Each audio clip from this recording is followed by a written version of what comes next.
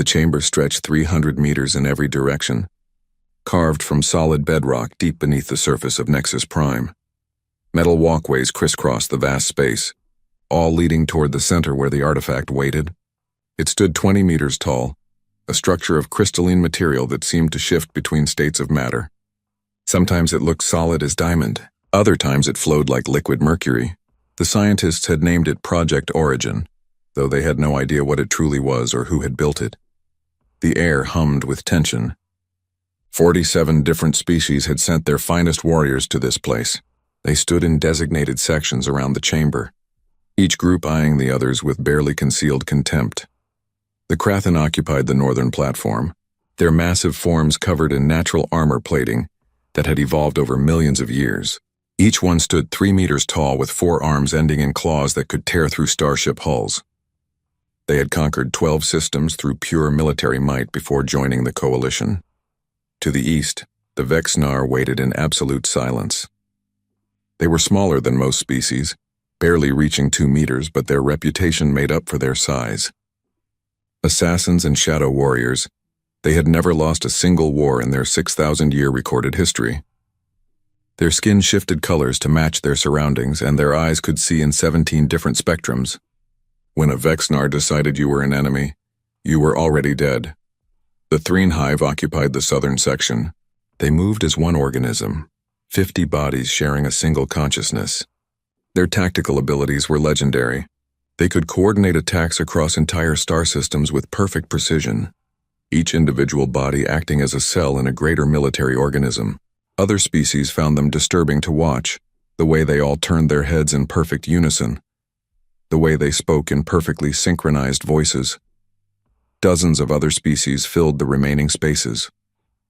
The apex champions from the warrior clans of territories unknown. The Silicon Striders who had evolved on a high-gravity world and could crush steel with their bare hands. The quantum dancers who could predict enemy movements through mathematical probability. Every species present had earned their place through conquest, survival, or demonstrated military excellence. They had all come for the same reason. The Void Swarm was coming. 3 months ago, the first reports had arrived from the Outer Rim, entire colonies going silent, investigation teams finding nothing but empty buildings and ships drifting in space. Their crews vanished without a trace. Then the attacks began, a black mass of biomechanical creatures that moved through space like a living ocean, consuming everything in their path. They adapted to every weapon used against them, learned from every tactic, grew stronger with each victory. The Coalition's best military minds had run the projections. At current rate of advance, the Void Swarm would reach the core systems within 2 years. Within 5 years, every inhabited world in the galaxy would be consumed. They needed a miracle. They needed a weapon that the Swarm had never encountered before. Then the archaeological team on Nexus Prime had found it. Project Origin, the scanner, the ancient forerunner technology that promised salvation. Dr. Velthus moved through the crowd, his multiple limbs carrying data tablets and sensor equipment. He was the chief scientist assigned to Project Origin, a Novarian whose species had been studying ancient civilizations for 10,000 years. His people didn't produce warriors. They produced scholars and archaeologists, but even they understood that knowledge meant nothing if you were dead. "Attention all candidates," Velthus announced, his voice amplified through the chamber's speaker system. "We will now conduct test number 1847. Please observe safety protocols." On the central platform, a Krathen warlord stepped forward. His name was Gormash the Destroyer, and his reputation preceded him. 300 battles across 40 systems. He had personally killed a Void Swarm scout ship by tearing through its hull with his bare claws. If anyone deserved to be chosen by the ancient weapon, it was him. Gormash approached the scanner with confidence. The crystalline structure pulsed with inner light, patterns flowing across its surface like veins of luminescent blood. At its base, a panel had opened during the first test 3 weeks ago. It showed a simple handprint, sized for the forerunners who had built this place. The handprint glowed with soft blue light, waiting. The Krathen placed his massive claw against the panel. The scanner's hum increased in pitch. Light flowed up from the base, racing along the crystalline structure's surface. It reached the apex in 3 seconds, then it turned red. A pulse of energy radiated outward from the scanner. Not harmful, but definitely a rejection. Gormash stumbled backward, his claws scraping against the metal platform. The red light faded, and the scanner returned to its dormant state. Test 1847, Velthus recorded into his tablet. Negative result. Candidate rejected, Gormash roared in frustration. This is meaningless. I am the greatest warrior of my generation. I have killed thousands. What more does this cursed machine want? No one had an answer. That was the problem. For 3 weeks, the scanner had rejected every candidate from every species. The strongest warriors, the smartest tacticians, the fastest killers, the most experienced veterans, all rejected. The scientists had run every test they could think of. The machine was functioning perfectly. It was actively scanning each candidate, analyzing them somehow. It simply found all of them lacking. The coalition leaders grew more desperate with each failure. The Void Swarm advanced closer every day. If they couldn't activate the ancient weapon, they would have to face the swarm with conventional forces. All projections showed that ending in total defeat. Velthus reviewed his notes from the excavation. The Forerunners had been the dominant civilization in this region of space 10,000 years ago. They had built structures that still stood when modern materials would have crumbled. They had created technology that current science couldn't even explain. Then they had vanished. No bodies, no records, no explanation. Just empty cities and artifacts like this one. The chamber doors opened with a heavy grinding sound. A new group entered, and immediate laughter rippled through the assembled warriors. The humans had arrived. Humanity was the Coalition's newest member species. They had discovered faster-than-light travel only 50 years ago. Their first contact with alien life had been a shock to everyone involved. The humans were weak by galactic standards. No natural armor, no claws or fangs, no poison or enhanced strength. They came from a gravity well that was considered light by most standards. Their technology was primitive, barely functional. The Coalition had accepted humanity's membership application mostly out of politeness. It seemed cruel to leave them unprotected when the Void Swarm came. The humans would be consumed like everyone else, but at least they could say they had tried to help. The human delegation consisted of 5 individuals, escorted by a Novarian diplomatic officer. They looked so small compared to the warrior species surrounding them. They wore simple military uniforms, gray and black with minimal decoration. Their leader was a female, which several species found unusual. Many cultures reserved warfare for males, though humans apparently didn't care about such distinctions. Are they serious? A Vexnar whispered to his companion. Do they actually believe their species can pilot the Forerunner weapon? Let them try, a Silicon Strider rumbled with amusement. They'll be rejected like everyone else. At least it will be quick. Dr. Velthus approached the human delegation with professional courtesy. Welcome. I am Chief Scientist Velthus. You've been briefed on the situation. The human leader nodded. Yes, sir. We understand we're to attempt interface with the Forerunner scanner. I'm Colonel Mitchell. These are my candidates. Velthus examined his tablet.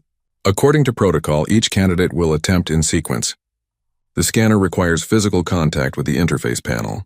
Please warn your people that rejection can cause momentary disorientation. It's not harmful, but several candidates have fallen. Understood, Colonel Mitchell said. He turned to his people. You heard the man. Who's first? A large human male stepped forward.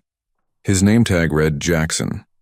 He had the build of someone who spent considerable time maintaining physical fitness, though by galactic standards he was still quite weak.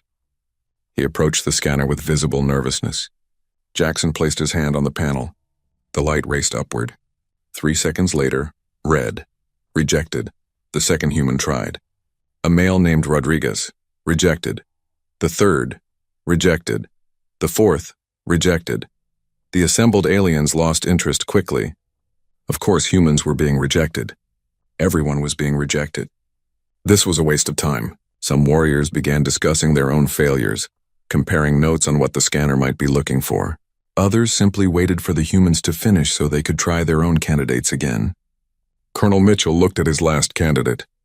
Chen, you're up. Lieutenant Sarah Chen stepped forward. She was not impressive by any standard. Average height for a human, which made her small by galactic standards. Slim build, dark hair pulled back in a regulation bun. Her face showed signs of sun exposure and hard living, but nothing remarkable. Her uniform had a combat engineer badge on the shoulder. She walked with a slight limp favoring her left leg. Chen approached the scanner without any of the confidence that previous candidates had shown. If anything, she looked uncomfortable being here. She glanced back at Colonel Mitchell, who gave her an encouraging nod. "Just like we briefed," Mitchell said. "Place your hand on the panel and wait." Chen took a breath and placed her palm against the interface. The scanner hummed. Light flowed upward from the base. 3 seconds passed. The light didn't turn red. It kept scanning. Patterns flowed across the crystalline surface, more complex than before. Colors shifted through the spectrum. Blue, green, yellow, violet. Colors that didn't have names in most languages. Velta stared at his instruments in shock. "That's impossible. It's never scanned for longer than 3 seconds before." The chamber fell silent. Every warrior species stopped their conversations and turned to watch. The human stood frozen at the scanner, her hand still pressed against the panel. Her eyes had gone wide and her body had gone rigid. "Should we pull her away?" Colonel Mitchell asked with concern in his voice. "No," Velta said quickly. "Don't interrupt the process. This is unprecedented." Images began to project from the scanner. Holographic displays filled the air around Chen, visible to everyone in the chamber. They showed scenes from her memories. A younger Chen running through destroyed buildings while explosions lit the sky. Chen in a military hospital, bandages covering burns. Chen standing at attention while receiving a medal. But her face showed no pride, only exhaustion. More memories played out. Chen dragging a wounded comrade through hostile territory. Chen working on damaged equipment while enemy fire struck nearby. Chen's combat unit being ambushed, ships exploding around her. Her surviving by pure luck or chance or something else. The scanner projected text in an ancient language that scrolled across holographic displays. Velthas's translation software struggled to keep up. Fragments appeared in coalition standard language. Pattern analysis. Adaptive response to extreme adversity. Survival instinct beyond baseline. Psychological scarring indicates repeated exposure to mortality events. Subject has failed and continued. Subject has lost and persisted. Subject knows fear but acts regardless. The light from the scanner grew brighter. More colors appeared. Shades that hurt to look at directly. The crystalline structure resonated with a deep tone that could be felt in the bones. Then words appeared in every language simultaneously, projected in letters 3 meters tall above the scanner. Compatible pattern recognized. Adaptive, resilient, scarred but unbroken. Species designation, humanity. Status, approved. The chamber erupted in chaos. Warriors from every species began shouting questions. How could a human be approved when their champions were rejected? What did the machine see in this unremarkable soldier? What did scarred but unbroken mean? Velthas ignored them all. His attention was fixed on the far end of the chamber where another structure had stood dormant since excavation. The Prometheus frame, the war machine that had been waiting alongside the scanner inert and dead for 10,000 years. It was activating. Lights flickered along its surface. Systems that had been cold and dark began to glow with power. The frame stood 30 meters tall, a humanoid war machine of Forerunner construction. Its armor plates shifted and reconfigured. Power cores that scientists had studied for weeks without understanding suddenly came online, humming with barely contained energy. The cockpit opened. A ramp extended downward toward the platform where Chen stood. She had finally broken contact with the scanner and was staring at the war machine with wide eyes and an expression that mixed awe with pure terror. A voice emanated from the Prometheus frame. It spoke in perfectly clear coalition standard language, though the accent was strange, ancient. "Pilot identified, neural link prepared, approach and enter." Chen looked back at Colonel Mitchell. Her voice came out as barely a whisper. "Sir, what do I do?" Mitchell stared at the war machine, then at Chen, then at the assembled alien warriors who all looked equally shocked. He cleared his throat. "Lieutenant Chen, you have your orders. The mission was to interface with Forerunner technology. I'd say you've succeeded. Now get in that machine and let's find out what the hell humanity just inherited." Chen swallowed hard. She looked at the massive war machine waiting for her. At the ramp leading into its heart. Every instinct probably told her to run. Instead, she squared her shoulders, adjusted her uniform, and began walking toward the Prometheus frame. Behind her, a Krathan warrior found his voice. "This cannot be. That human is nothing special. She's weak. She's damaged. Why would the Forerunners choose her?" Dr. Veltas looked at his instruments, reading data that flowed faster than he could comprehend. When he spoke, his voice held a note of revelation. Perhaps that's exactly why they chose her. Sarah Chen climbed the ramp with careful steps. Her injured leg ached from the climb, a reminder of the ambush that had nearly killed her 2 years ago. The metal beneath her boots felt warm, almost alive. The Prometheus frame towered around her. 30 meters of ancient technology that should not be functioning but somehow was. Every scientist in the chamber had tried for weeks to activate this machine. All they had managed to do was identify it as a war platform. Now it had turned itself on for her. She reached the top of the ramp where the cockpit waited. The interior glowed with soft blue light. A seat had configured itself, adjusting to proportions that would fit a human body. Displays surrounded it, showing information in languages that shifted and changed as she watched, eventually settling into English. Her native language. The machine was adapting to her. Sarah hesitated at the threshold. Behind her, thousands of eyes watched from below. The greatest warriors in the galaxy were waiting to see what would happen when an unremarkable human combat engineer climbed into a Forerunner war machine. She wanted to turn around, to tell them this was a mistake, that she was nobody special. But orders were orders, and more than that, something in her chest told her to step forward. She entered the cockpit. The moment her boots crossed the threshold, the ramp retracted. The cockpit sealed behind her with a sound like a whisper.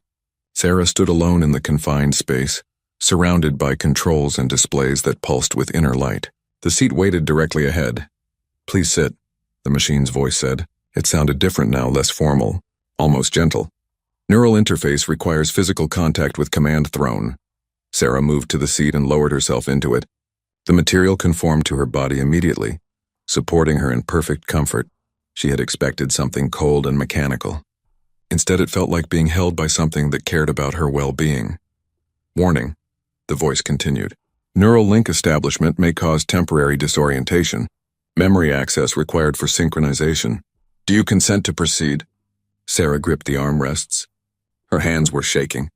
She had faced enemy fire, survived explosions, watched friends die. Why was she more afraid now than she had been in any of those moments? Because those were familiar terrors. This was something completely unknown. "I consent," she said, her voice steadier than she felt. Metal contacts extended from the headrest and touched the back of her skull. There was no pain, just a sensation of cold spreading through her head. Then the world disappeared. Sarah found herself standing in darkness. Not the darkness of a room with no light, but the darkness of a space that existed outside of normal reality. Gradually, light appeared. Not from any source, but as if the darkness itself was brightening. She stood in a vast library, shelves stretched in every direction, rising higher than she could see, filled with crystalline objects that pulsed with stored information. This was not a physical place. This was inside the Prometheus frame's memory core. She was inside the machine's mind. "Hello, Sarah Chen." The voice came from everywhere and nowhere. A figure materialized in front of her, coalescing from light and data. It took the form of a tall humanoid, vaguely resembling the Forerunners from the historical records. But it was clearly not real, just an interface. A way for the artificial intelligence to communicate with her. "What is this place?" Sarah asked. "This is my consciousness," the AI replied. "I am the Prometheus frame's control intelligence. I have waited 10,000 years for a pilot. You are the first to be approved by the scanner. Why me? I'm nobody. There are warriors down there who have conquered star systems. I'm just an engineer who got lucky enough to survive a few fights." The AI tilted its head. "That is precisely why you were chosen. Come, let me show you." The library dissolved. Sarah found herself standing on a planet she didn't recognize. Cities stretched to the horizon, built from materials that gleamed like pearl and silver. Ships moved through the sky in perfect formation. Everything was orderly, efficient, beautiful. This was the Forerunner civilization at its height, the AI explained. "We ruled this region of space for 50,000 years. Our technology was unmatched. Our military had never known defeat. We believed ourselves invincible." The scene shifted. The same cities, but now they burned. Black masses moved through the streets, consuming everything they touched. Ships fell from the sky in flames. The Forerunners fought back with weapons that tore holes in reality itself. But the black masses kept coming, kept adapting. kept growing. The Void Swarm, Sarah whispered. Yes, though it had a different designation then. We threw everything at it. Our strongest warriors, our most powerful weapons, our greatest tactical minds. None of it mattered. The swarm learned from every attack. It adapted to every strategy. It consumed our strength and used it against us. The scene shifted again. Sarah saw Forerunner scientists working frantically on something. The Prometheus frame, the scanner. Project Origin. We realized our mistake too late, the AI continued.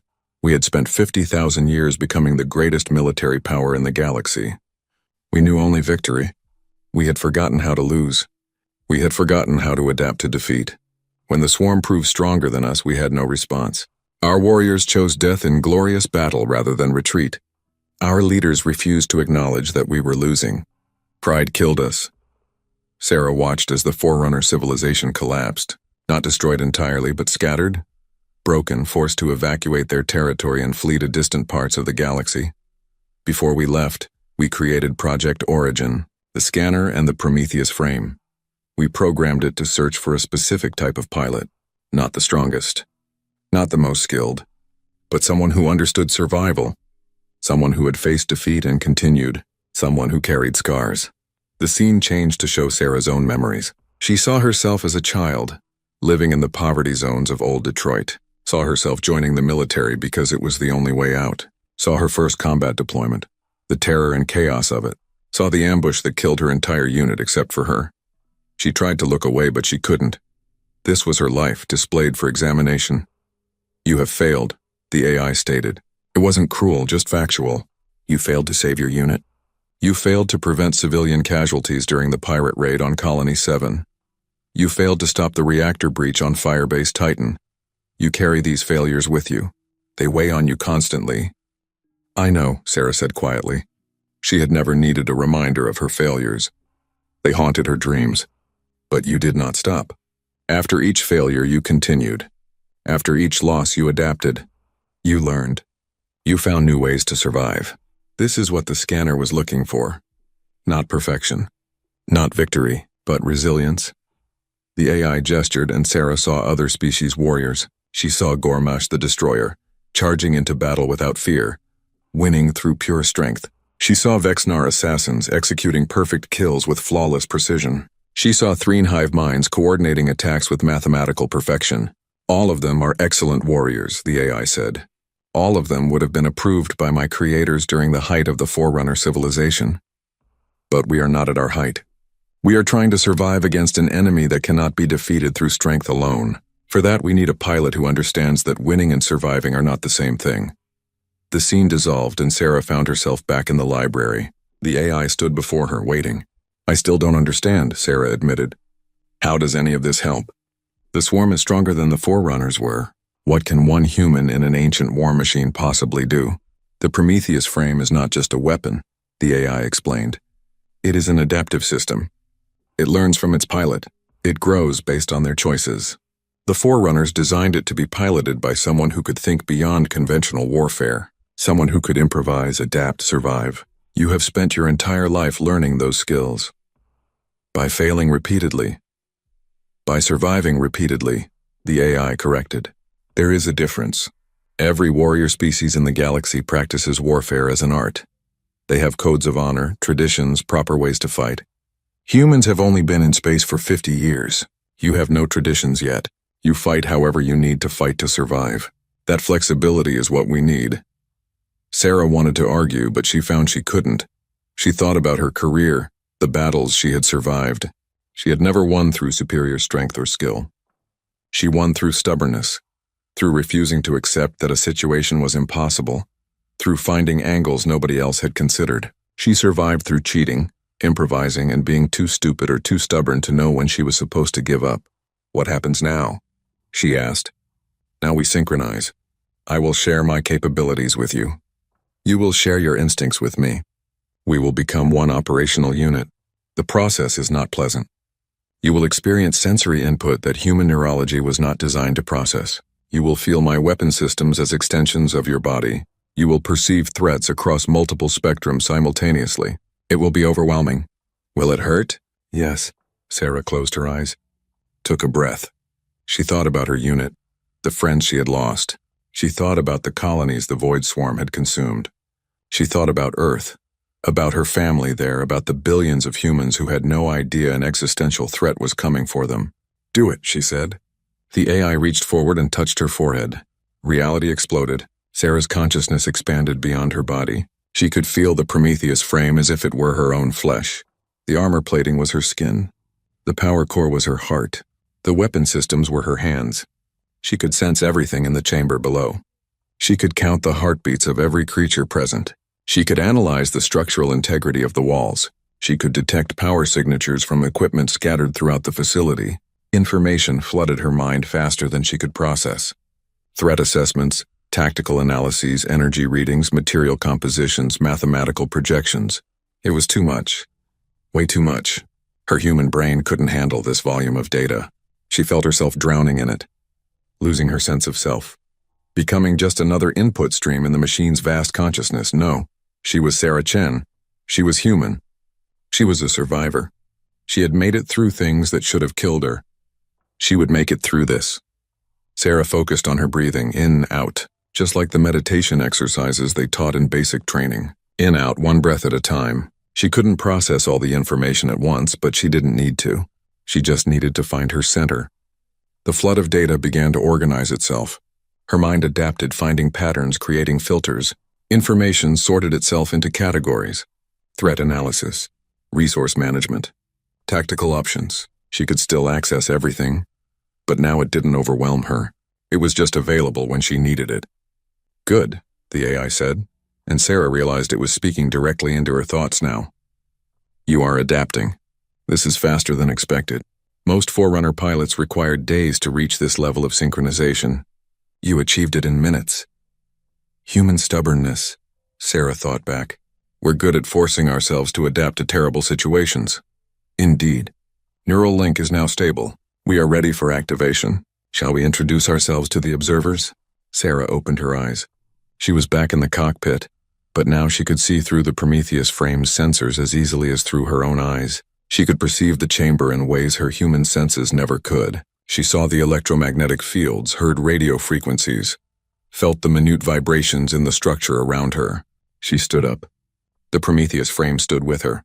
30 meters of Forerunner war machine rising to its full height in perfect synchronization with her movements. In the chamber below, species from across the galaxy watched in stunned silence as the ancient weapon moved for the first time in 10,000 years. The Prometheus frame took one step forward, then another. Each movement was smooth and controlled despite the massive size. Sarah raised one arm. The frame raised its massive limb in response. She flexed her fingers. The frame's hand, larger than a transport shuttle, mimicked the gesture perfectly. "Neural link established," she said aloud. Her voice transmitted through the frame's external speakers. It boomed through the chamber. "Synchronization complete. Prometheus frame is operational." Dr. Velta stared at his instruments with all four of his eyes. His translator was working overtime trying to keep up with the data streaming from the frame. Impossible.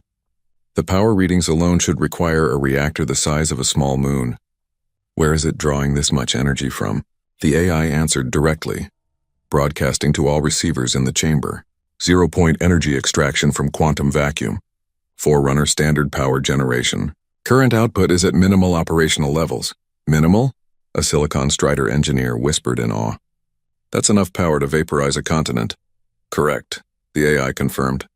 Full combat capability requires substantially more output. Do not be alarmed.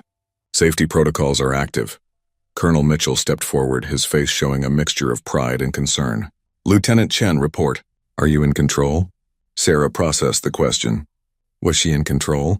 She was merged with an artificial intelligence 10,000 years old, piloting a war machine of incomprehensible power. But yes, she was still herself. Still human. Still Sarah Chen. Yes, sir, she responded. I'm in control. It's strange, but manageable. Can you do anything with that thing? Sarah smiled inside the cockpit.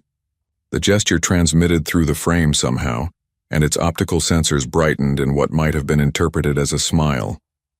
Sir, I think we're about to find out exactly what humanity just inherited. Alarms began blaring throughout the facility. Feltus looked at his emergency display. his expression shifting from wonder to horror. "We have a problem," he announced. "Long-range sensors have detected incoming void swarm elements. A scout force, approximately 300 biomechanical units. They're heading directly for Nexus Prime." "Time to arrival?" Colonel Mitchell demanded. 4 hours. "Maybe less." The chamber erupted in shouting. Warriors from every species began arguing about defensive positions, evacuation protocols, whether they should fight or flee. The void swarm had found them faster than anyone had projected. Sarah stood in the Prometheus frame, feeling its power humming through her borrowed body. 4 hours. 4 hours until her first real test. She had been approved by the scanner. She had synchronized with the AI, but she had never actually fought in this machine. She had no training, no practice, no preparation. She thought about her old unit, the ones who hadn't survived the ambush. She thought about all the times she had been thrown into situations she wasn't ready for, and had somehow made it through anyway. "Looks like we're doing this the human way," she muttered. "The human way?" the AI inquired. "Figure it out as we go and hope we don't die." The AI processed this for a moment. Then, surprisingly, it responded with what might have been amusement. "I believe I am beginning to understand why the scanner chose you." "Very well, pilot. Let us hope together."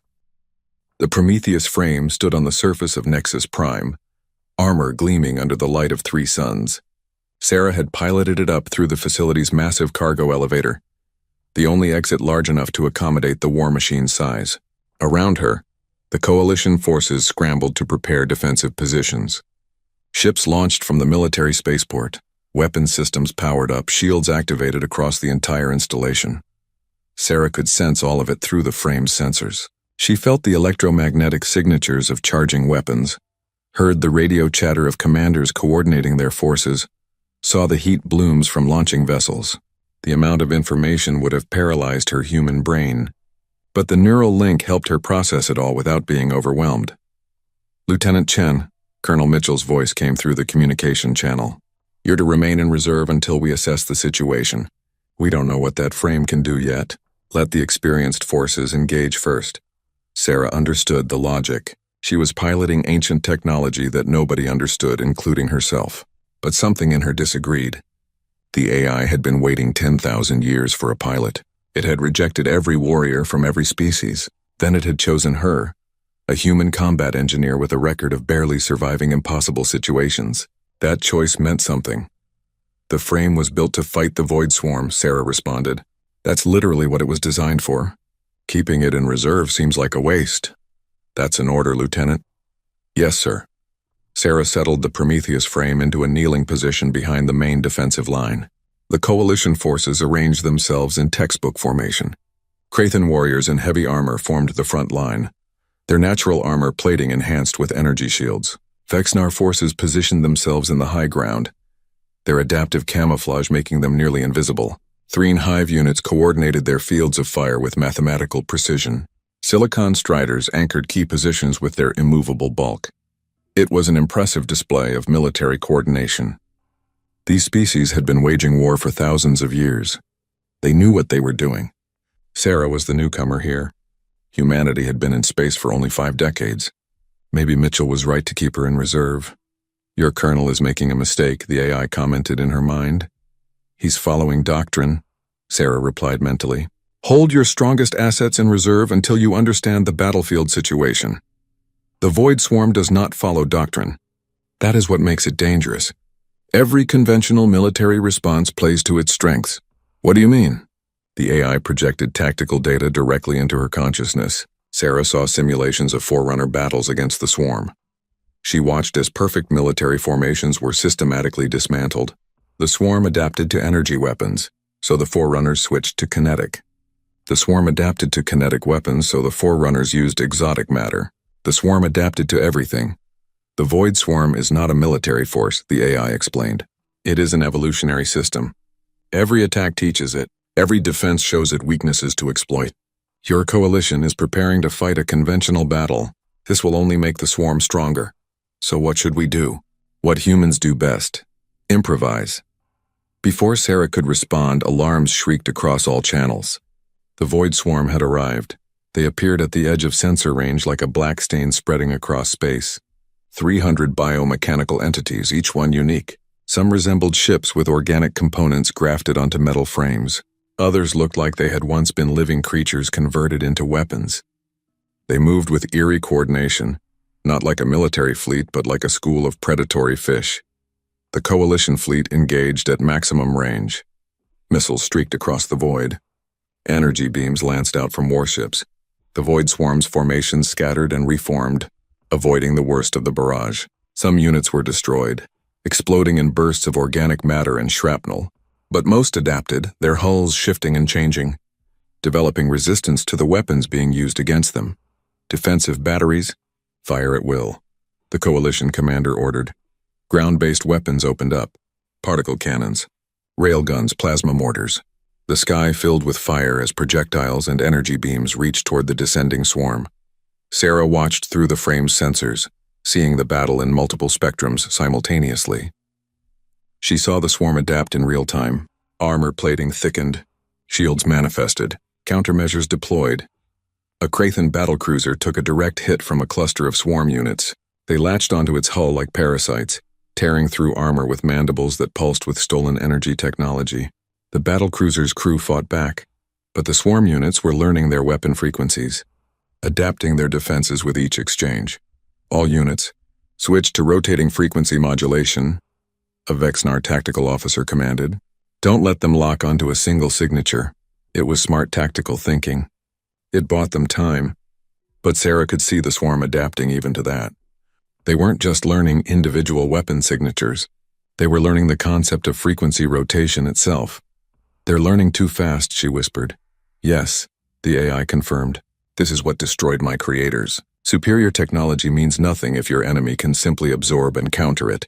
The Forerunners kept escalating, kept throwing more powerful weapons at the problem. The swarm kept adapting. Eventually, the Forerunners ran out of escalations. Sarah watched as more coalition ships fell. A Threen vessel. Perfectly coordinated tactical movements rendered useless when swarm units predicted and countered every maneuver. A Silicon Strider heavy cruiser, its thick armor penetrated by biomechanical weapons that had evolved specifically to counter its defenses. The swarm was winning. Not through overwhelming force, but through adaptation. Every second of combat made them more effective. Lieutenant Chen, Colonel Mitchell's voice crackled with static. He was aboard one of the command ships. I'm moving you to active status. We need everything we've got. Engage at your discretion. Understood. Engaging. Sarah stood the Prometheus frame to its full height. The machine towered over the battlefield, 30 meters of Forerunner engineering rising like an ancient god. Every sensor focused on the swarm. Every weapon system armed itself. What weapons do we have? Sarah asked the AI. All of them. The frame's arms reconfigured. Weapon ports opened along its chassis.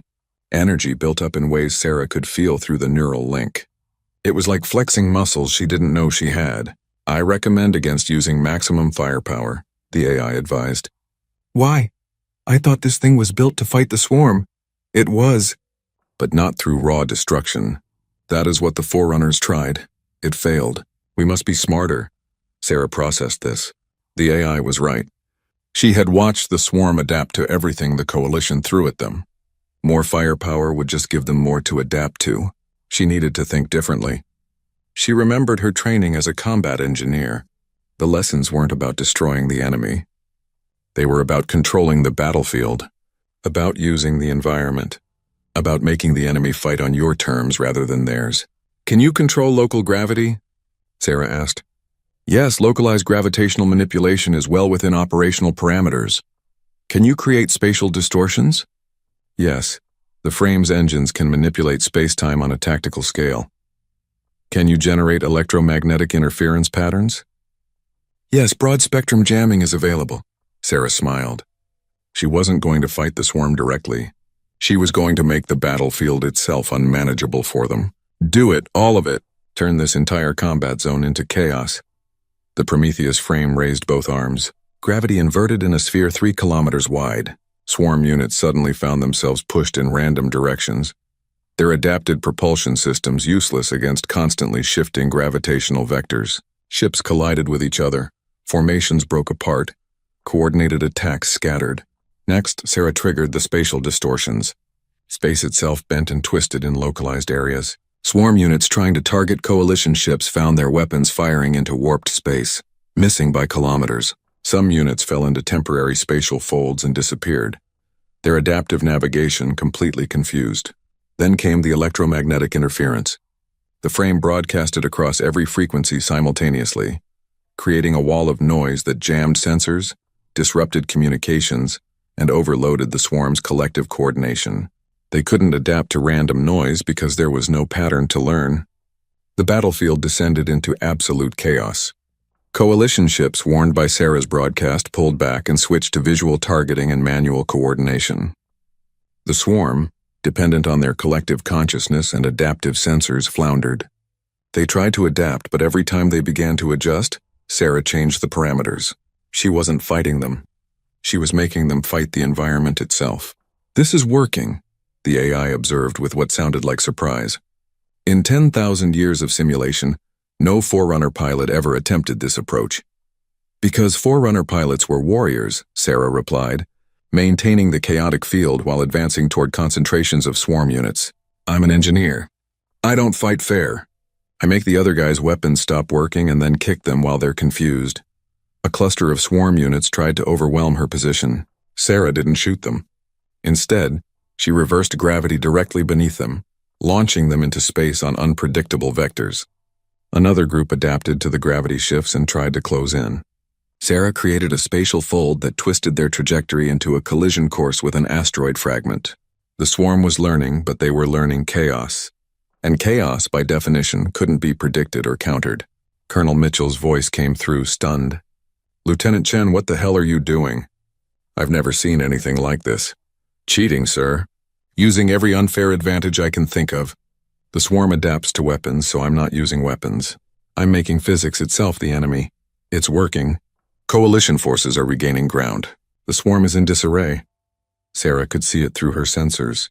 The coalition fleet was rallying, pressing their advantage. Swarm units, unable to adapt to random environmental chaos, were being destroyed by conventional weapons. Their adaptation cycle was broken because there was nothing consistent to adapt to. But something felt wrong. "This is too easy," Sarah said aloud. "The AI told me the swarm destroyed the Forerunner civilization. But this is just a scout force and we're beating them." "You are beating them," the AI corrected, "because you are doing something unexpected." "But you are correct. This is a scout force. Its purpose is not to conquer. Its purpose is to learn." The words hit Sarah like cold water. "It's studying us." "Yes, even as you defeat these units, the swarm's collective consciousness is recording your tactics. Every battlefield choice you make becomes data for future encounters. You are winning this battle, but the next one will be harder. The swarm will adapt to chaos itself." Sarah felt her stomach drop. She was using her best tricks, her most creative tactics, and the swarm was learning from all of it. She was winning the battle but potentially losing the war. Around her, coalition forces celebrated as the last swarm units were destroyed. Ships that had pulled back now returned, cheering over communication channels. Warriors on the ground raised their weapons in victory salutes. They had won their first major engagement against the Void Swarm. But Sarah stood in the Prometheus frame staring at the debris field and understood the horrible truth. The swarm had wanted them to win. It had sent a small enough force to be defeated because the real goal was information gathering. They had been fighting a test, not a battle. "How long until the main force arrives?" Sarah asked quietly. The AI ran calculations. Based on swarm movement patterns, the main fleet will arrive within 3 weeks. It will be exponentially larger than this scout force, and it will have adapted to everything we did here today. So we just made things worse. Perhaps. Or perhaps we learned something valuable as well. What's that? That the swarm can be beaten. You proved that chaos and unpredictability can break their adaptation cycle. The challenge now is to find ways to be chaotic that even the swarm cannot predict. Ways to be unpredictable enough to stay ahead of their learning curve. Sarah thought about that, about what it meant to fight an enemy that learned from every encounter, an enemy that grew stronger from every battle. How did you fight something that adapted to everything? The answer came to her suddenly. You didn't fight the same way twice. You never used the same tactic twice. You constantly innovated, constantly changed, constantly evolved faster than your enemy could adapt. It was exhausting. It was terrifying. It was impossible. It was very, very human. Humanity had survived on Earth by being the most adaptable species on the planet. Not the strongest, not the fastest, not the most specialized, but the most able to change, to learn, to try new approaches when old ones failed. Every human alive was descended from ancestors who had survived ice ages, diseases, predators, and disasters by being flexible enough to change. Maybe that was what the scanner had seen in her. Not strength or skill, but the capacity to keep changing, keep adapting, keep finding new angles. The swarm was an evolutionary system. It adapted to threats, but humans were an evolutionary system too. They adapted to everything. This wasn't going to be a conventional war. It was going to be an adaptation race. The swarm versus humanity. And for the first time since climbing into the Prometheus frame, Sarah felt something other than fear. She felt ready. 3 weeks passed faster than Sarah thought possible.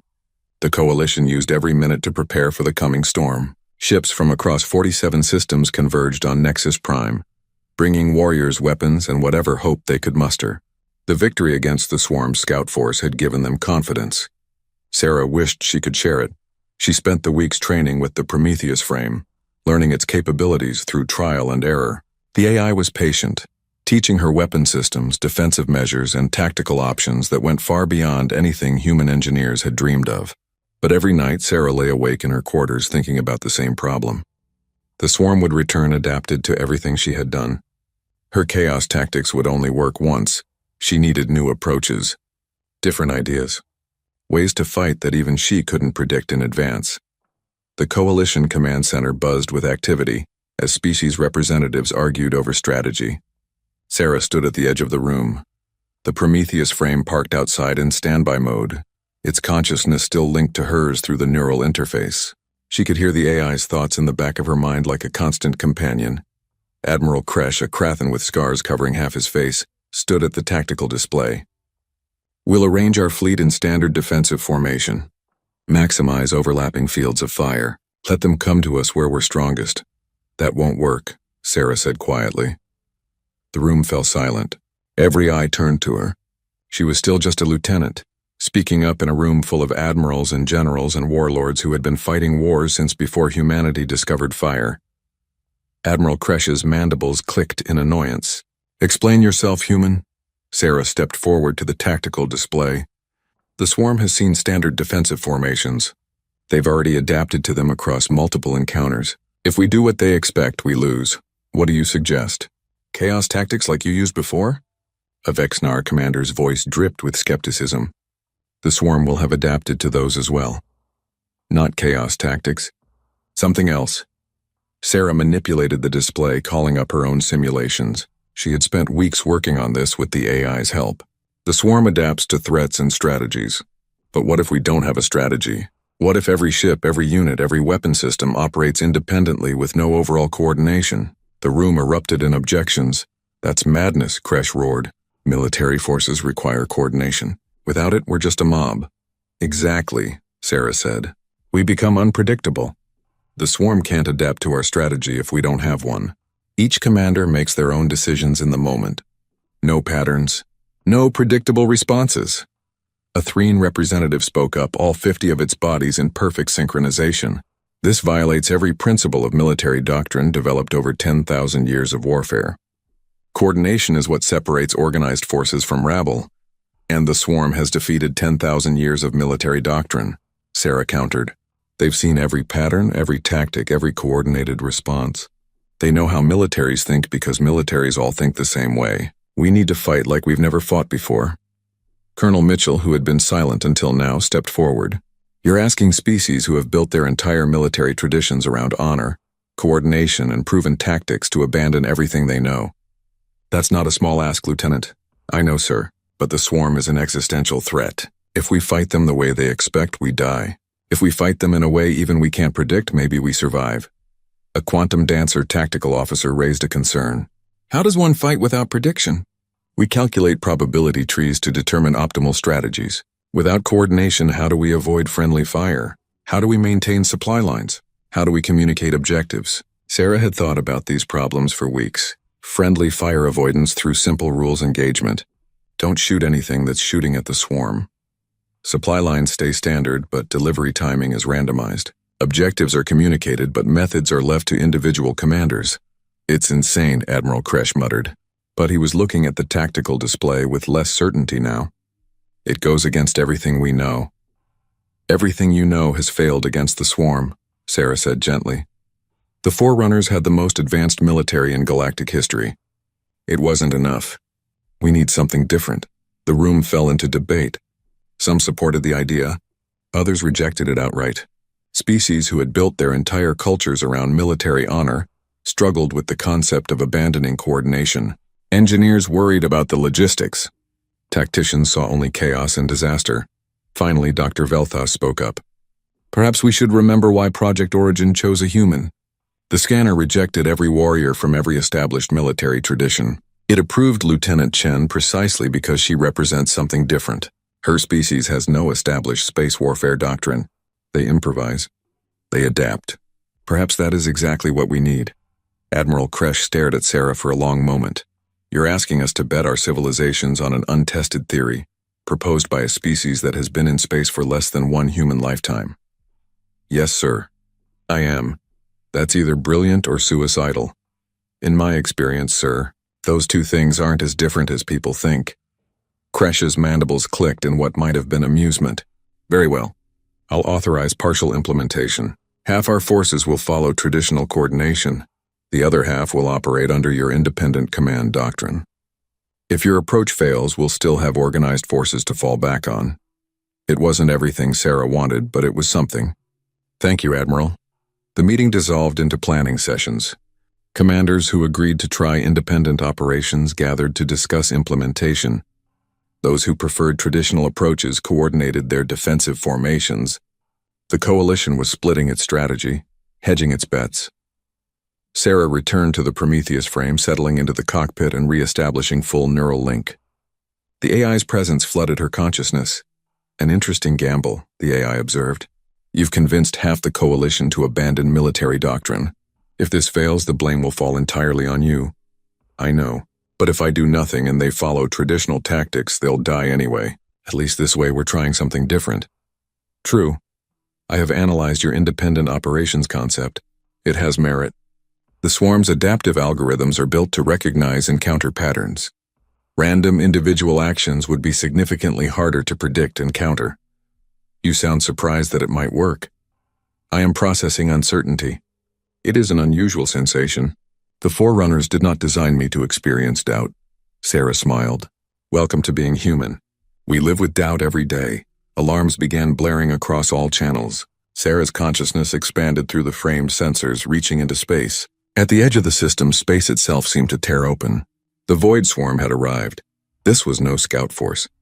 The fleet that emerged from the void numbered in the hundreds of thousands. Biomechanical monstrosities that defied categorization, ships the size of moons, swarms of smaller units that moved like schools of fish, organic weapons platforms that pulsed with stolen technology from a dozen different civilizations. Sarah felt fear try to overwhelm her. This was impossible. There were too many. The coalition fleet was outnumbered 100 to 1. Visual on the swarm is deceiving, the AI noted calmly. Many of those units are support organisms. Approximately 40% of their force consists of adaptation matrices and processing nodes. They brought their evolutionary infrastructure with them. They intend to adapt in real time during the battle. Can we target those nodes? Yes, but they will be heavily defended, and they will adapt their defenses as we attack them. Sarah watched as the coalition fleet moved into position, half in coordinated formations, half in scattered independent configurations. It looked messy and wrong to her eye, which made sense. It was supposed to look wrong. Wrong meant unpredictable. All forces, this is Admiral Kresh. The Void Swarm has arrived in overwhelming numbers. They will try to destroy us. They will try to adapt to us. We will not make it easy for them. Fight with honor. Fight with cunning. Fight with everything you have. This is where we make our stand. The swarm fleet advanced like a living tsunami, black masses spreading across space. The coalition forces that had chosen traditional coordination moved in perfect formation, their weapon systems synchronized. The swarm met them with equally coordinated responses, having learned from thousands of previous encounters with conventional military forces. But the independent operators were different. A Vexnar cruiser didn't wait for coordination orders. Its captain simply chose an angle of attack that felt right and engaged. A Krathan battleship didn't follow a formation. It charged directly at a cluster of swarm units, weapons firing at random intervals. 3 vessels abandoned their perfect synchronization, each 50-body unit making its own tactical decisions. The result was chaos. The swarm's adaptation algorithm struggled. They could counter the coordinated forces easily, but the independent operators kept doing unexpected things. A Silicon Strider captain decided to ram his vessel into a swarm node, sacrificing his ship but destroying a valuable target. A Quantum Dancer vessel used its engines in reverse at full power, creating a gravitational anomaly that disrupted nearby swarm formations. Individual commanders made choices that no computer algorithm could predict because they were based on intuition, emotion, split-second decisions, and sometimes just luck. Sarah launched the Prometheus frame into the battle. This time she didn't use any of the tactics from before. No gravity manipulation, no spatial distortion.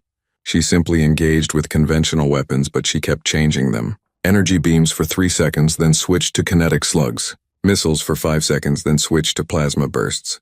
Never the same pattern twice. Never predictable. The swarm units trying to engage her kept adapting to the wrong thing. They developed energy shields just as she switched to kinetics. They hardened their armor just as she switched to exotic matter weapons. They were always one step behind because she wasn't following any plan, not even her own. "This is madness," a Krathan captain shouted over the open channel. "We're fighting with no coordination." "I know," his executive officer responded. "It's working." And it was working. The independent operators were inflicting disproportionate damage compared to the coordinated forces. The swarm could predict and counter traditional military tactics with ease, but random individual choices were proving much harder to adapt to. But the swarm had numbers. Massive, overwhelming numbers. For every unit the coalition destroyed, 10 more pressed forward. Coalition ships were falling despite their tactical advantages. The math was simple and brutal. Eventually, quantity would overcome quality. Sarah pushed the Prometheus frame deeper into the battle, targeting swarm processing nodes. The AI helped her identify them through the chaos. She destroyed one, then another, disrupting the swarm's ability to coordinate its adaptation response. But there were too many. For every node she destroyed, 3 more moved into position. A swarm superorganism, something massive and ancient, pushed toward the coalition's defensive line. It had adapted to everything being thrown at it. Shields layered upon shields, armor that regenerated, weapons that could fire across multiple spectrums simultaneously. It was a fortress and a weapon combined, something that had survived 1,000 battles. Sarah knew conventional weapons wouldn't work. The superorganism had adapted to everything, so she did something completely unconventional. She stopped fighting it. Instead, she flew the Prometheus frame directly at it, weapons silent, shields at minimum. Every coalition sensor operator watching probably thought she had lost her mind. "What are you doing?" Admiral Kresh demanded. "Something stupid," Sarah replied. "Something so stupid the swarm won't see it coming." The superorganism's sensors tracked her approach. It didn't fire. Its adaptation algorithms were confused. The frame was a massive threat, but it wasn't attacking. It was just flying closer. The swarm had no pattern for this behavior. Sarah got within 100 meters of the superorganism's surface before she acted. She triggered the frame's 0-point reactor to go into emergency overload, then ejected from the cockpit in an emergency escape pod. The Prometheus frame crashed into the superorganism's hull a second before its reactor exploded. 0-point energy detonation was not something the swarm had adapted to before. The explosion tore a hole in reality itself, a temporary singularity that consumed the superorganism and 100 smaller swarm units in an instant. Sarah tumbled through space in the tiny escape pod, watching the explosion tear through the enemy fleet. She had just sacrificed the most powerful weapon in the galaxy to destroy one enemy. It was wasteful, stupid, and completely unpredictable. It was very human. "Lieutenant Chen," Colonel Mitchell's voice crackled with static and concern. "Tell me you have a plan." Sarah smiled despite her situation. Her escape pod had minimal power, no weapons, and was drifting toward enemy territory, but she felt oddly calm. "Actually, sir, I do." The Prometheus frame hadn't been destroyed. The AI had anticipated her maneuver and separated the core consciousness at the last second. It transmitted to Sarah through the escape pod's communication system. That was either the most brilliant tactical decision I have ever witnessed or the most foolish, the AI said. I am still calculating which. The swarm will have learned from that, Sarah acknowledged. They'll expect suicide attacks now. They'll adapt their defenses. Yes, which means you cannot do it again. You must think of something new. Sarah looked at the battle raging around her. Coalition forces were holding their ground now, emboldened by the destruction of the superorganism. But the swarm was adapting even to the independent operations. They were learning to predict unpredictability, if such a thing was possible. She needed something else, something even more unexpected. AI, can you rebuild the Prometheus frame remotely? Yes, but it will take time and significant resources. Do it, but build it different. Change everything. Make it something the swarm has never seen before. That would violate the frame's original design specifications. Good. The original design is from a civilization that lost. We need something new, something that doesn't exist in any database or memory core, something invented right now in the middle of battle with no time to test or verify. The AI processed this. You are asking me to improvise, to create without certainty of success. Yes, welcome to humanity. This is how we've survived everything that tried to kill us. We make it up as we go and hope it works. Sarah could almost feel the AI experiencing something new. Uncertainty, creativity, the freedom and terror of trying something that might fail. Very well, the AI said. Let us improvise together. The Coalition rescue ship retrieved Sarah's escape pod 40 minutes later. By then, the battle had evolved into a grinding stalemate. The independent operators continued to inflict damage through unpredictable tactics, but the swarm's sheer numbers kept the pressure constant. Ships were falling on both sides. The void filled with debris and the bright flashes of dying reactors. Sarah climbed out of the pod, still wearing her flight suit, and immediately demanded a status update. The rescue ship's captain, a young Vexenar named Sekthor, looked at her with something approaching awe. You destroyed a superorganism with a suicide run, he said. That was the most reckless thing I've ever witnessed. Also possibly the bravest. It was necessity, Sarah replied, making her way to the ship's command center. How's the main battle progressing? We're holding. Barely. Admiral Kresch's coordinated forces are taking heavy casualties, but your independent operators are performing better than projected. The swarm is struggling to adapt to complete tactical chaos. Sekthor pulled up a tactical display. But they're learning. Slowly, but they're learning. We estimate another 6 hours before they've adapted enough to overwhelm us. Then, we need to change the game again in less than 6 hours, Sarah. Accessed the ship's communication system and established a link with the AI. Status on the rebuild? The AI's voice filled her mind through the neural interface which hadn't been severed despite the distance. Reconstruction is proceeding. However, I lack direction. You instructed me to improvise, to create something new. I have no template for this. My programming is built on Forerunner design principles, all of which failed against the swarm. Then stop using Forerunner principles, Sarah said. Use human principles. I do not understand. What are human principles of warfare? Sarah thought about that. What did define human warfare? Humanity had only been in space for 50 years, but on Earth they had thousands of years of military history. What made it different from what other species did? Humans don't just fight to win, Sarah said slowly, working through the idea as she spoke. We fight to survive. That's different. Winning means destroying the enemy. Surviving means doing whatever it takes to make it to tomorrow. Sometimes we win by running away. Sometimes we win by hiding. Sometimes we win by making the other guy think we're not worth the effort of killing. This sounds like cowardice by most species standards. It's pragmatism. The Forerunners fought to maintain their dominance. When they started losing to the swarm, they couldn't adapt because their whole identity was built on being the strongest. They'd rather die than admit they were losing. Sarah pulled up Earth's military history on a data tablet. Humans have survived ice ages, plagues, predators, disasters, and each other by being flexible enough to change. We don't have a warrior culture. We have a survivor culture. The AI processed this.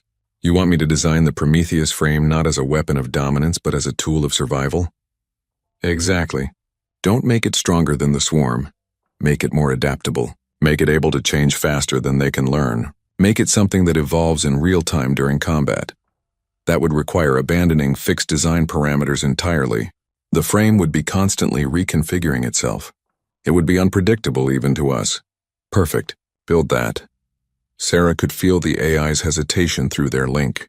Such a design could fail catastrophically. It could malfunction in ways I cannot predict or prevent. Then it'll be truly human, Sarah said with a slight smile. We've been building things that might explode in our faces for our entire history. Haven't stopped us yet. The AI went silent for several moments, processing. Then, very well. I will attempt this design philosophy. It goes against every principle my creators instilled in me. I find this both terrifying and oddly exciting. While the AI worked on reconstruction, Sarah turned her attention to the wider battle. The coalition forces needed to hold for 6 more hours. She couldn't pilot the Prometheus frame, but that didn't mean she was useless. Captain Sekthor, can you get me a connection to Admiral Kresh's command ship? Attempting now. Their communication systems are under heavy load, but I'll get you through. A minute later, Admiral Kresh's face appeared on the display. Behind him, the command center was chaos. Officers shouted reports, alarms blared, and damage control teams ran between stations. Lieutenant Chen, Kresh growled. I hope you're calling with good news because we're getting torn apart out here. I have a strategy suggestion, Admiral. Your coordinated forces are taking the worst casualties, correct? Yes. The swarm has adapted to conventional tactics. My traditional formations are being systematically dismantled. Then stop using them. Switch your entire fleet to independent operations. Full chaos tactics. Kresh's mandibles clicked in agitation. That's military suicide. Those independent operators only work because they're a small percentage of our forces. If everyone abandons coordination, we'll have no strategic coherence at all. We already have no strategic coherence, Sarah countered. The swarm has adapted to strategic coherence.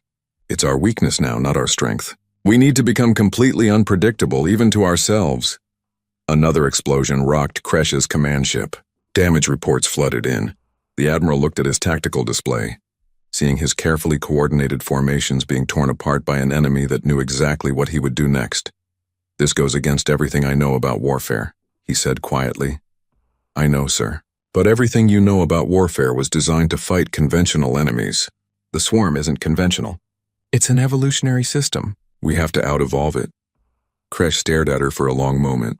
Sarah saw the internal struggle in his eyes. This was a warrior who had built his entire career on military doctrine, on coordination, on the proven methods of organized warfare. She was asking him to throw it all away. My ancestors would consider me a coward for abandoning traditional battle formations, Kresh said finally. But my ancestors never faced anything like the Void Swarm. He turned to his tactical officers. All ships, new orders. Abandon coordinated formations. All captains are authorized to engage at their own discretion, using whatever tactics they deem appropriate. Inform them that unpredictability is now our primary strategic asset. The orders went out across the coalition fleet. Sarah watched through the tactical displays as beautiful, perfect military formations dissolved into apparent chaos. Ships that had been moving in synchronized patterns suddenly scattered. Weapon fire that had been coordinated became random. Every captain began making their own decisions. The swarm's response was immediate and confused. Their adaptation algorithms, which had been successfully countering the coordinated forces, suddenly had no patterns to work with. Every engagement became unique. Every battle became a puzzle with no solution, because there was no consistent problem to solve. Coalition casualties dropped. Not to 0, but enough to buy time. Enough to survive. 6 hours, Sarah muttered, watching the battle unfold. We just need to survive 6 more hours. Those 6 hours stretched like torture. Sarah monitored the battle from the rescue ship, coordinating with independent operators who requested tactical advice. She didn't give them strategies or plans. She gave them permission to try crazy ideas. Permission to break every rule they had been taught. A Silicon Strider captain asked if it was acceptable to use his cargo holds full of mining explosives as weapons. Sarah told him to do it. A Quantum Dancer crew asked if they could try using their probability drives to make random micro-jumps that would confuse swarm targeting. Sarah told them to try it. A Threen Hive asked if they could separate their 50 bodies across 50 different ships to operate independently, rather than as a collective. Sarah told them that was brilliant, every crazy idea, every desperate innovation, every stupid plan that might just work. Sarah approved them all. Because that was what survival looked like. Not elegant warfare, but messy improvisation. 5 hours in, the swarm adapted again. They started attacking supply lines rather than warships. They were learning that chaos forces required more resources because efficiency went down. It was smart. It was also something Sarah had prepared for. All supply ships implement random delivery schedules, she ordered. Don't follow planned routes. Don't maintain consistent timing. Deliver to whoever needs supplies right now, not who is supposed to need supplies according to logistics plans. The supply network became as chaotic as the battle itself. The swarm couldn't predict where supply ships would be, because even the supply ships didn't know until they were already moving. 6 hours arrived. Sarah felt the neural link activate fully as the AI finished reconstruction. Images flooded her mind. The new Prometheus frame. She saw it through the AI's sensors and gasped. It didn't look like the original frame. It didn't look like any Forerunner technology. It looked organic and mechanical at the same time, like something grown rather than built. Its armor shifted colors and textures constantly. Its weapon systems were undefined, just empty mounting points that could be configured on demand. The entire machine looked incomplete, like a work in progress. "It's beautiful," Sarah whispered. "It is highly unstable," the AI corrected, "but it is also infinitely adaptable. I have removed all fixed design elements. The frame will reconfigure itself based on immediate tactical needs. It will evolve during combat. Can you pilot it without me?" "No, the design is too chaotic for my processing alone. It requires human intuition to guide the evolution. You must return to the cockpit." Sarah turned to Captain Sekthor. "Get me to those coordinates, fast!" The rescue ship burned hard toward the reconstruction site. Sarah suited up, prepared to transfer to the new frame. As she moved through the airlock, Colonel Mitchell's voice came over her communication system. "Lieutenant, we just detected something. A massive energy signature at the edge of the system. The swarm is bringing in something big." Sarah's stomach dropped. "How big?" "Colony ship size, maybe larger. It's reading as a command organism. We think it's the swarm's central intelligence for this entire region. If we destroy it, the swarm loses coordination across multiple systems. But it'll be heavily defended. Every swarm unit in the battle will prioritize protecting it. Then we need to give them something else to worry about," Sarah said. She transferred to the new Prometheus frame, settling into a cockpit that felt alive beneath her. The neural link established immediately, and she felt the machine's consciousness merge with hers. It was different from before, more fluid, more uncertain. It felt less like piloting a vehicle and more like partnering with another living being. "Are you ready?" the AI asked. "No, but let's do this anyway." The Prometheus frame launched from the reconstruction platform. Sarah didn't have a plan. That was the point. Planning meant patterns, and patterns meant the swarm could adapt. Instead, she let her instincts guide her, let the frame evolve in response to immediate threats. A cluster of swarm interceptors moved to engage her. The frame's weapon systems reconfigured automatically, growing energy cannons that fired at random frequencies. The interceptors adapted their shields, but by then the frame had already switched to kinetic projectiles, then to plasma bursts, then to something that looked like controlled spatial tears. Every attack was different. The swarm couldn't adapt because there was nothing consistent to adapt to. Sarah pushed deeper into the swarm fleet, heading toward the massive command organism. It sat at the center of a protective formation, surrounded by thousands of Guardian units. Getting to it conventionally was impossible. "AI, I need ideas. How do we reach that thing?" "Unknown. The defensive formation is mathematically perfect. No conventional approach vector exists. Then we'll use an unconventional one." Sarah triggered the frame's experimental drive systems. The AI had built in multiple forms of propulsion, all untested. She activated one at random. Space twisted around the frame, and suddenly she was moving sideways through a dimension that didn't quite exist. She emerged inside the defensive perimeter, bypassing the entire Guardian fleet. The swarm units turned in confusion. Their sensors showed her appearing from nowhere. They had no adaptation for travel through impossible angles of space because it shouldn't have been possible. Sarah didn't give them time to learn. She pushed the frame directly toward the command organism, weapons firing continuously, each shot different from the last. The organism was massive, kilometers across. a biomechanical nightmare that pulsed with stolen intelligence from 1,000 consumed species. Guardian units swarmed toward her. The frame adapted, growing additional armor plating, deploying countermeasures, generating shield harmonics that shifted every microsecond. Sarah wasn't controlling these changes consciously. She was just thinking about survival, and the frame was responding to her intent. "We cannot destroy the command organism with direct assault," the AI warned. "Its regeneration capabilities exceed our damage output. Then we don't destroy it. We corrupt it." Sarah remembered something from her combat engineer training. Sometimes you didn't destroy enemy systems. You just made them malfunction. She pushed the frame against the command organism's hull, and instead of firing weapons, she established a data link. "What are you doing?" the AI asked in alarm. "Giving it indigestion. Upload everything. All our tactical data, all our random decisions, all our chaotic battle plans. Flood its intelligence with contradictory information." The AI hesitated, then complied. It poured terabytes of data into the command organism through the physical link. Battle recordings showing independent operators making random decisions. Tactical analyses that contradicted each other. Strategy proposals that made no logical sense. Chaos compressed into pure information, dumped directly into the swarm's central intelligence. The command organism's response was immediate and catastrophic. It tried to process the information, tried to analyze it, tried to adapt to it. But there was no pattern to find. Every data point contradicted every other data point. The organism's intelligence, built to learn and evolve, tried to learn from chaos itself and began to fail. Across the battlefield, swarm units suddenly lost coordination. They stopped moving in organized patterns. Some attacked their own allies. Others simply stopped moving.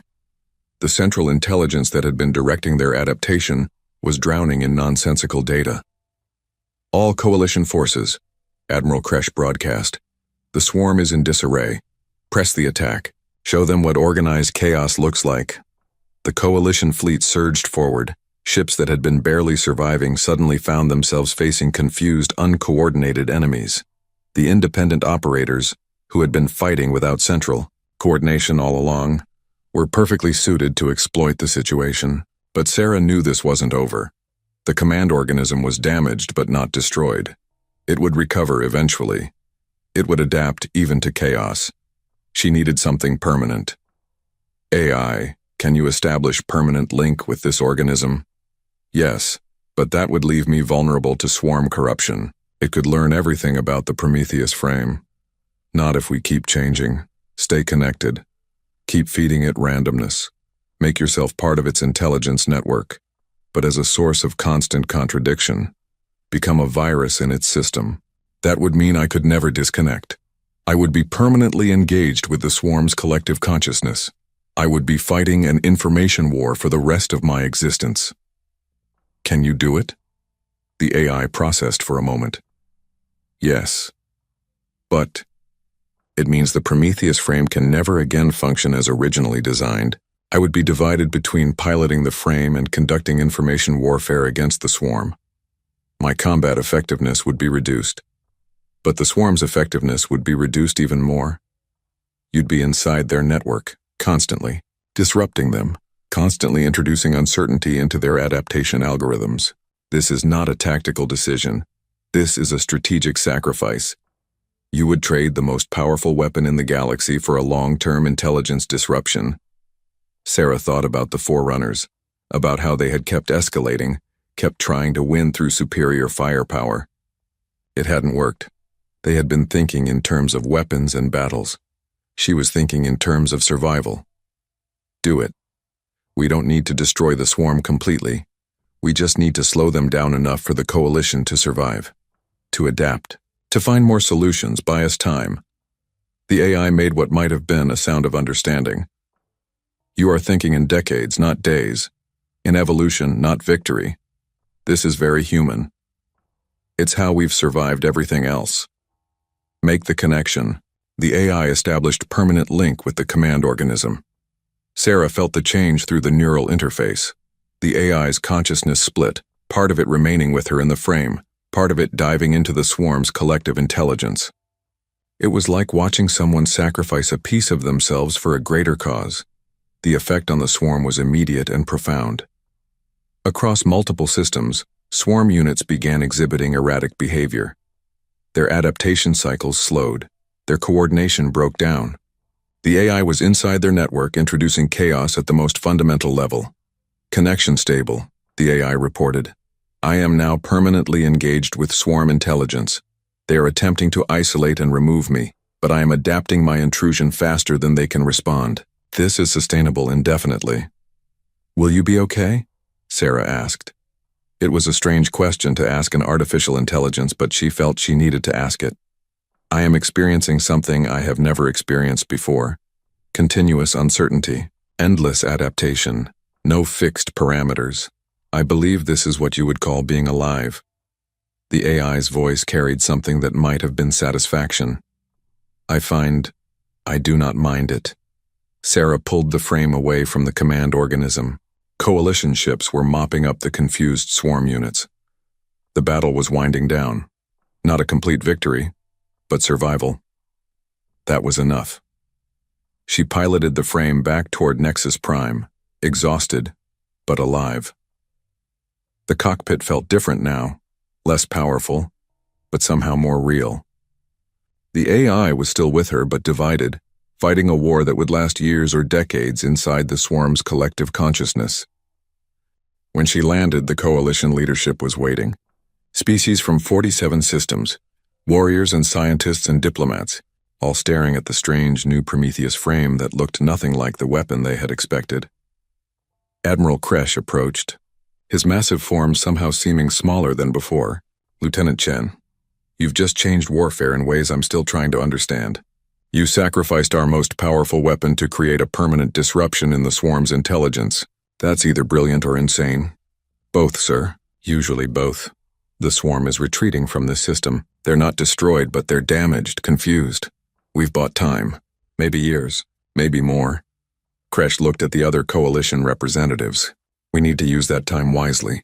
We need to learn from what happened here. Dr. Velta stepped forward, his multiple limbs gesturing excitedly.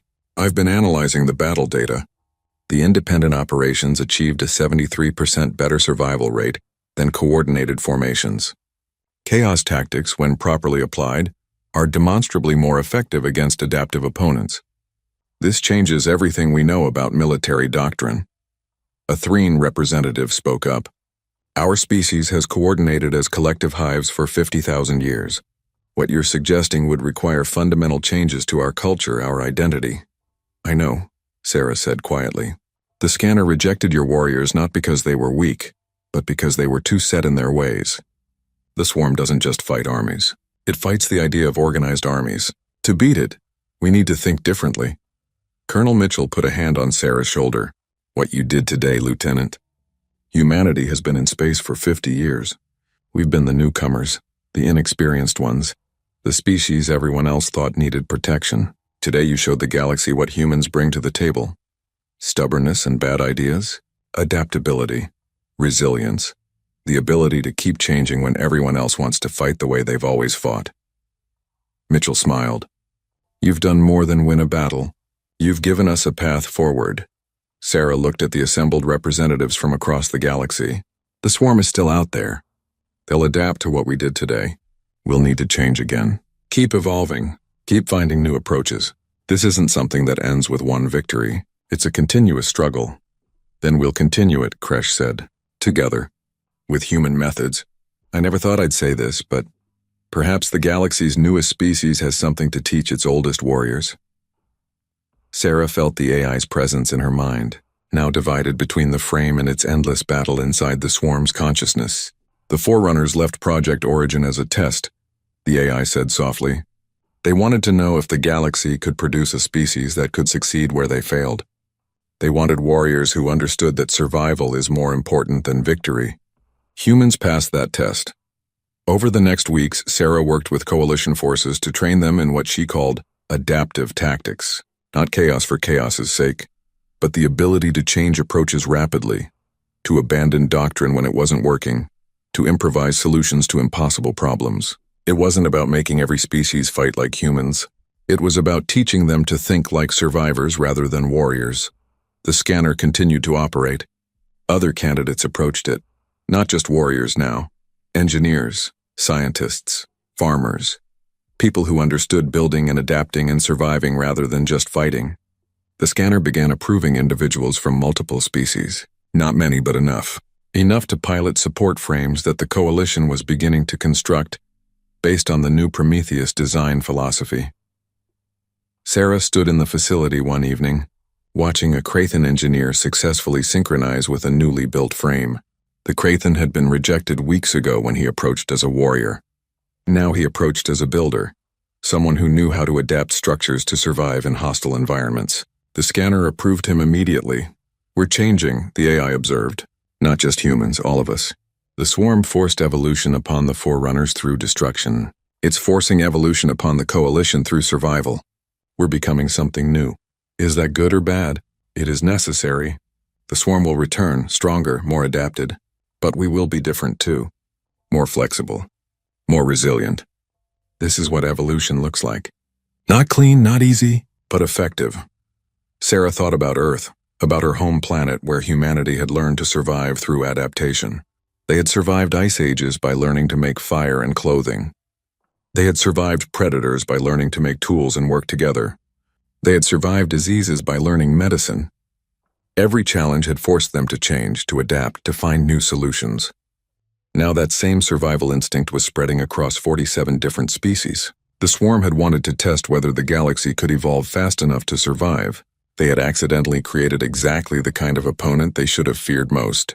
Not the strongest civilization, but the most adaptive one. "What happens now?" Sarah asked. "Now we wait. We train, we adapt. The swarm will return, but next time, they'll face a galaxy that knows how to evolve as fast as they do. A galaxy that learned from humanity that survival is more important than pride. That changing is better than dying. That losing battles can be acceptable as long as you live to fight differently tomorrow." Sarah smiled. "That's the most human thing I've ever heard an ancient alien AI say. I have been learning from you, Sarah Chen, from all humans. You are not the strongest species, not the smartest, not the most advanced, but you might be the most stubborn. You refuse to accept that anything is impossible. You refuse to stop adapting. You refuse to die properly. We prefer to call it persistent optimism in the face of terrible odds." "Yes, that too." Sarah left the facility and walked out under the three suns of Nexus Prime. Somewhere out in the void, the swarm was regrouping, adapting, preparing for the next engagement. But so was the coalition. And now they had something they didn't have before. They had hope. Not the hope of certain victory, but the hope of continued survival. The hope that tomorrow they would be different enough, adaptable enough, resilient enough to face whatever came. The scanner had denied every warrior because warriors fought to win. It had approved Sarah Chen because she fought to survive. That difference, that subtle shift in thinking, might be what saved the galaxy. Not through overwhelming force, but through overwhelming stubbornness. Through the very human idea that no matter how bad things got, you could always adapt, always change, always find one more way to survive another day. In the end, that was what it meant to be human. Not to be the strongest or the best, but to be the species that looked at impossible odds and said, "Watch this." Sarah smiled up at the alien suns. The swarm was coming back. But so was she. And she would be different, better, more adapted. Because that was what humans did. They survived. And in surviving, they thrived.